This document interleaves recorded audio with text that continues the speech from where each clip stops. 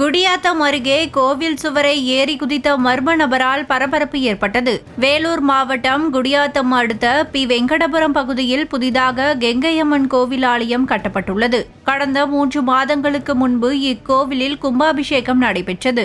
இந்த நிலையில் இரவு நேரத்தில் இருசக்கர வாகனத்தில் வந்த மர்ம நபர் ஒருவர் கோவிலின் சுற்றுச்சுவர் மீது ஏறி குதித்ததாக கூறப்படுகிறது. இதை கண்ட அப்பகுதி மக்கள் உடனடியாக கோவிலுக்குள் நின்றிருந்த அந்த நபரை பிடித்து அவர் யார், ஏன் கோவில் சுவரை ஏறி குதித்தார் என்பது குறித்து விசாரித்தனர். அப்போது அந்த நபர் முன்னுக்கு பின் முரணாக பதிலளித்துள்ளார். இதையடுத்து கோவில் உள்ளே சென்று பார்த்தபோது அம்மன் கழுத்தில் இருந்த 2 கிராம் தங்க தாலி காணாமல் போனது தெரியவந்தது. இதையடுத்து சந்தேகமடைந்த ஊர் மக்கள் இது குறித்து வரதராமை காவல் நிலையத்திற்கு தகவல் தெரிவித்தனர். பின்னர் சம்பவ இடத்திற்கு வந்த காவல்துறையினர் அந்த நபரை காவல் நிலையம் அழைத்து சென்று விசாரணை மேற்கொண்டதில் அவர் பெயர் ஸ்ரீபிரியன் என்பதும் அவர் தற்போது வேலூரில் வசித்து வருவதும் தெரியவந்தது. மேலும் அவர் மீது ஏற்கனவே குற்ற வழக்குகள் நிலுவையில் இருப்பதும் போலீசார் விசாரணையில் தெரியவந்துள்ளது.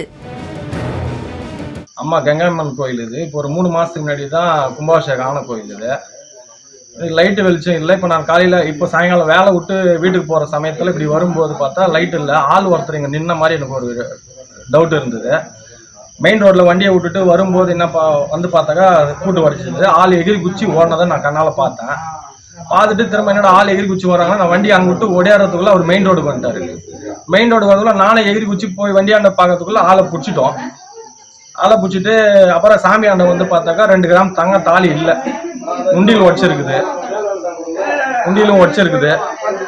காவல்துறை இதுக்கு தக்க நடவடிக்கை எடுக்கணும். இது மேலும் மேலும் இந்த மாதிரி ஒரு 2-3 வருஷமா நடக்குது. வீடுங்க அடிக்கடிக்கு திருடு போறது, அடையாளம் தெரியாத நபர்கள் நம்ம ஊர்ல வந்து போறது, இந்த மாதிரி நாங்கள் கம்ப்ளைண்ட் ஆல்ரெடி கொடுத்துருக்குறோம் பரதராமி ஸ்டேஷனுக்கு. இது வரைக்கும் எந்த தகவலும் இல்லை. இது வரைக்கும் நல்ல முறையில் அவங்க நடவடிக்கை எடுக்கல. ஐயா திருடனா பிடிச்சிட்டோம். அவங்க இதுக்கு மேல என்ன நடவடிக்கை எடுக்கிறாங்களோ எடுக்கட்டும். அவரை பிடிச்சி விசாரிச்சாதான் அது என்ன உண்மைன்றது தெரியும்.